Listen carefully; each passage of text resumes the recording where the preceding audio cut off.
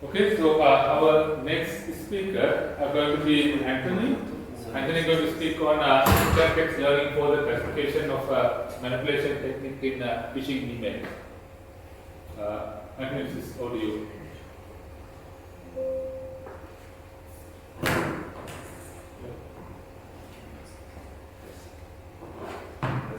One, two. Okay.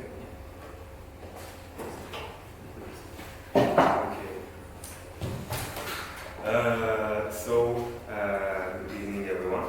I'm glad to present you work. I'm Anthony Daniel, PhD student at la CNRS, and with my colleague Guillaume Morgan, and Pascal Marchand at the la CNRS and University of Toulouse. I represent you in context learning for the classification of manipulation of techniques in phishing email. A manipulational detection method that rely on technical indicator about phishing will examine the psychological mechanism that make phishing attack so effective. Our goal is to shift from technical indicator to psychological one. Our approach bridges social psychology and cognitive psychology insight. From social psychology, we got social clues, we got also authoritative clues and heuristics. Like time pressure and emotional tactics to analyze how phishing email experts adapt human mechanism. From cognitive psychology, we get the processing theory about how the human brain processes requests made by the attackers.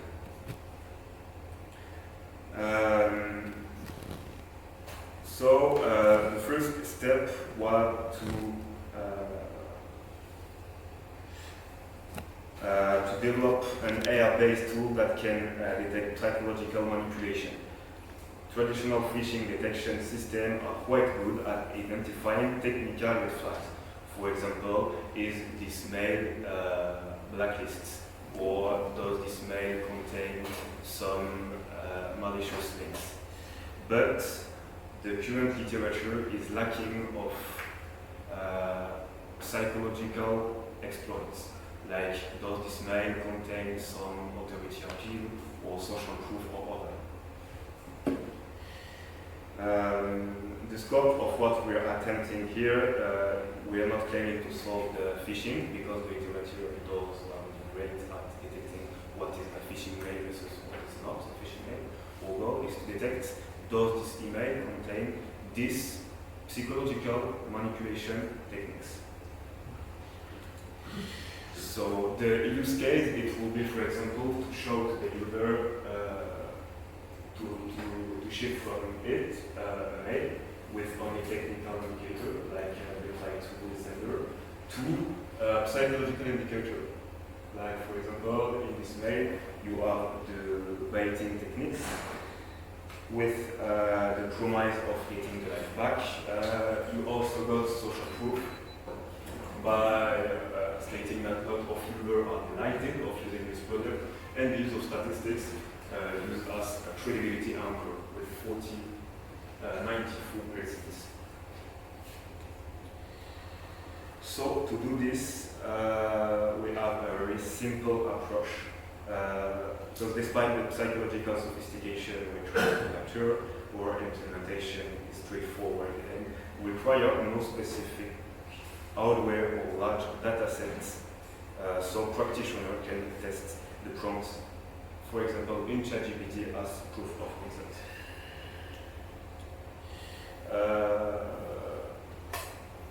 Here is our methodology.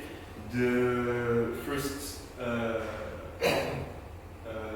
method we use is in context learning. It's a complex word for just stating that instead of training and fine-tuning the weight of the model,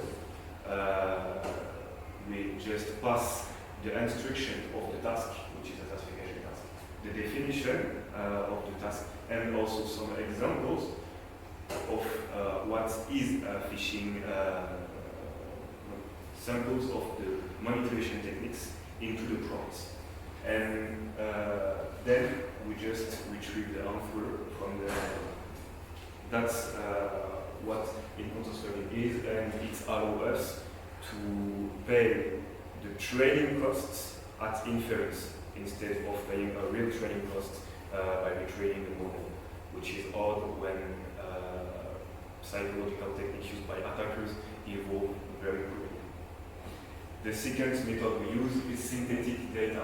So we use an LLM to create samples of techniques in our train sets where we're lacking of examples. So for example, in a few techniques like flattery, we don't have many examples in our train sets. So we ask an LLM to generate samples of mail containing these techniques, these manipulation techniques. And so that's what I said just before. It's really simple. You can test it on ChatGPT. It's really, really simple. You just have to pass an instruction at the top after the definition of the technique and after samples. Globally, the more context you pass, the more the performance will be. So our data set represents what we believe is one of the most comprehensive collection of real-world phishing email analyzed. The corpus comes from SECAI, which is a French association, providing, gathering, signaling phishing emails from French citizens. Each mail had to be examined, identifying the specific manipulation technique present. So we ended up with 866 manipulation technique instances across 284 emails from real-world data to address underrepresented techniques. Like I said before, we augmented the dataset with 81 synthetic emails, bringing our total to 947 technique instances. So this hybrid approach helps to ensure comprehensive coverage while maintaining authenticity. And the test set contains 100 mail classification of 40 manipulation techniques. So in total, 400 samples. And this is partly why in-context learning is so valuable, because we are in context of low data availability, and in-context learning, another advantage is that it requires very few data compared to fine-tuning manually the weight of the model. So we will look into the performance of the classification. What you see is only the technique which are represented more than 5 times in the test sets. So as you see, there are, according to the F1 score, there are techniques which are really, which our approach detects well, like plus for minor favor, flattery, curiosity, appeal, and dating. So these techniques are also the most used by the attackers. So it may be accused that the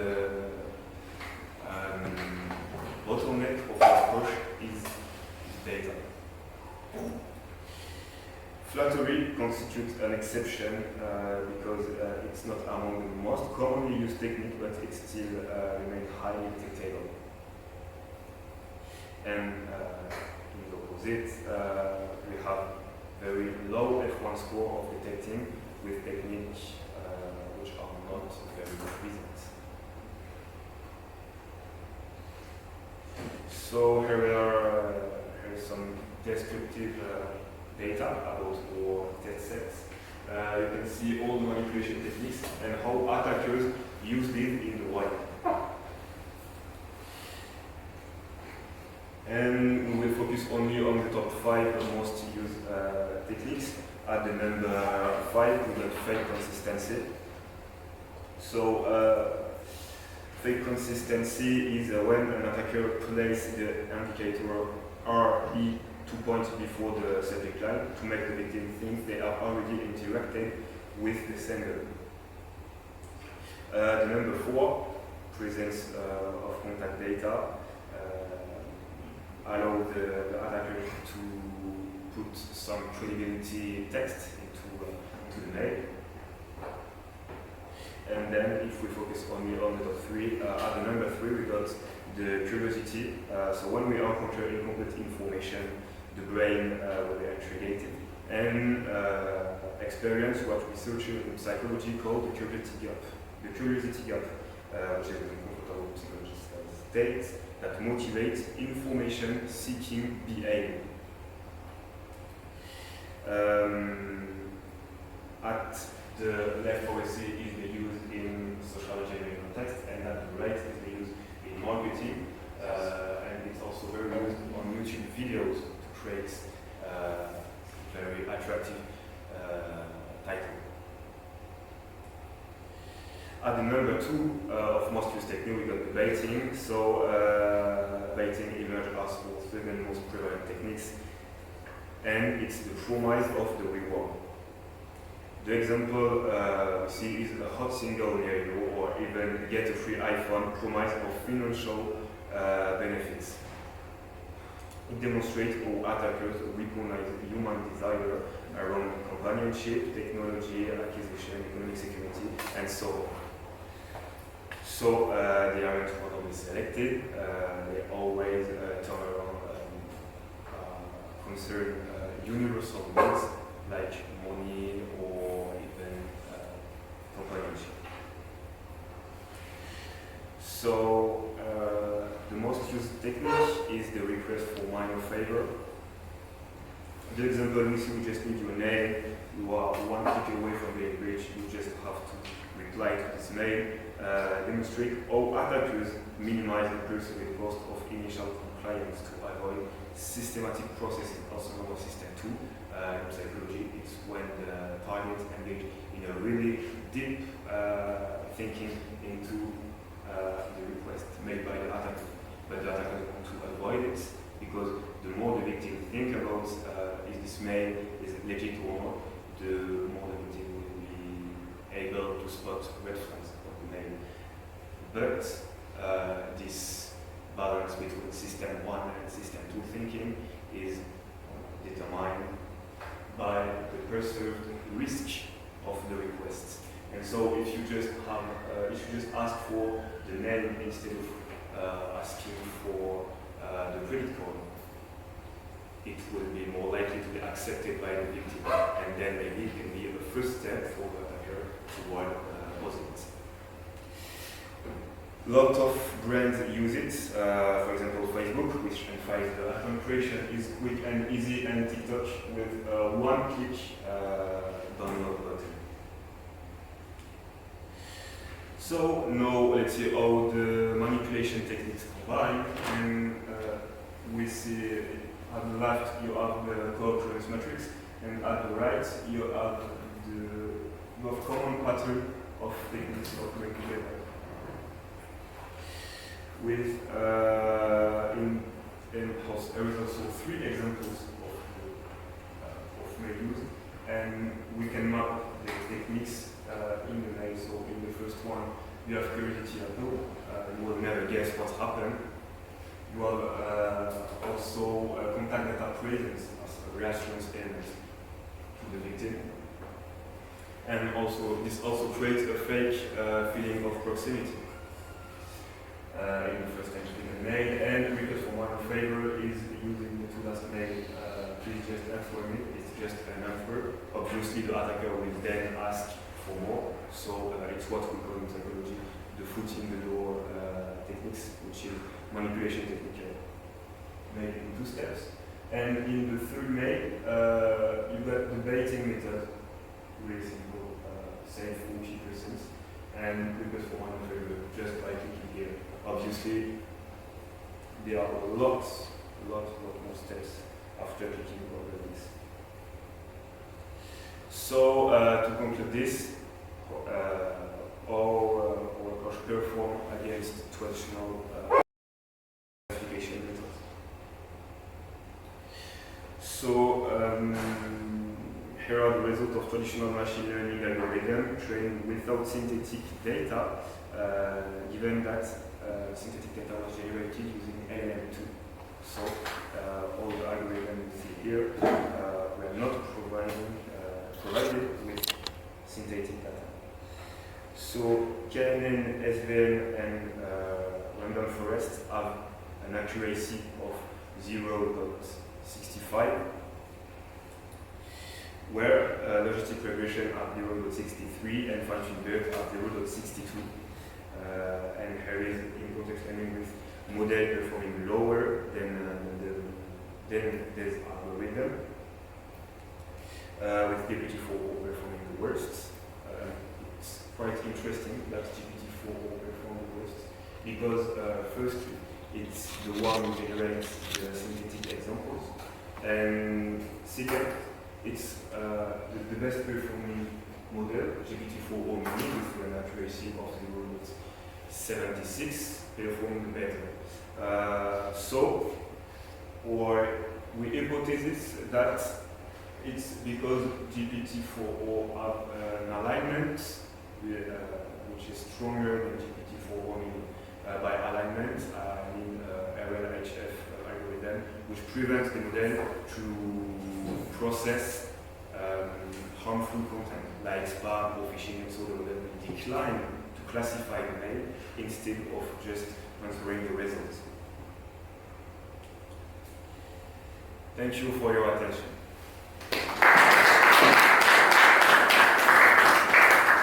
Any questions?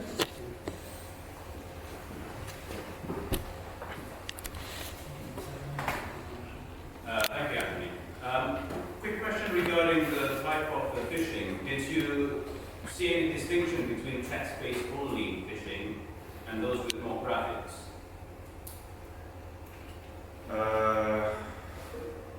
We didn't check on that honestly, but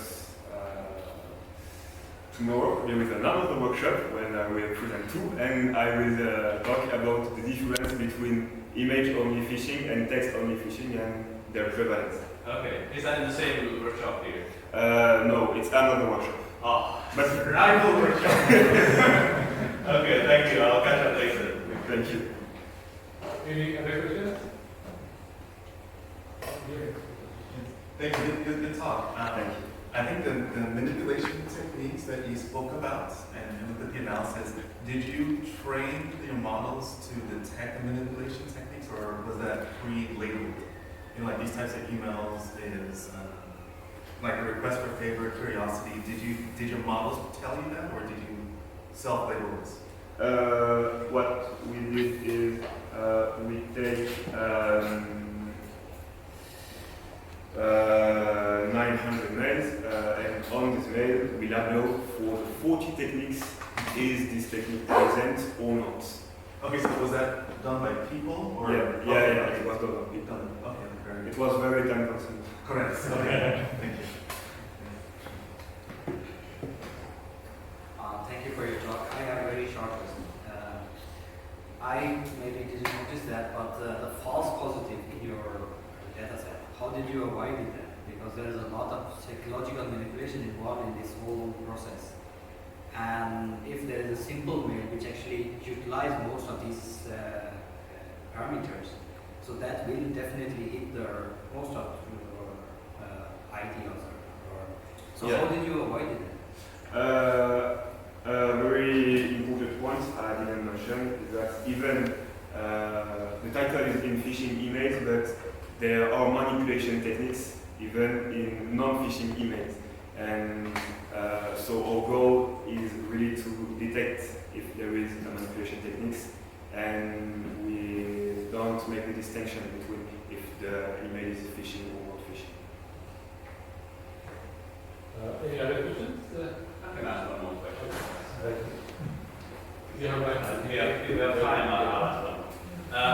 Regarding the synthetic data, was it generated by GPT or was it actually from different LLM? Or did you cross-compare, let's say, generated by web? So you get the point. Yeah, no, we didn't benchmark the quality of synthetic data generation, and we generated them with GPT-4o, which is why in the conclusion I say it's really counterintuitive that the GPT-4o performed the worst because he was the one who generated the data, the synthetic data. So you generate synthetic data using GPT-4o, and Yeah. then the classification, or maybe analyzing to the context learning, you use GPT-4o mini. Yeah, that's it. Yeah. Otherwise, it look like the model self-testing. Yeah. Once you change the model, I think it should be fine. Yeah. But we don't benchmark the synthetic data generation. Yeah. We benchmark the detection. Interesting work. Thank you. Thank you. This time.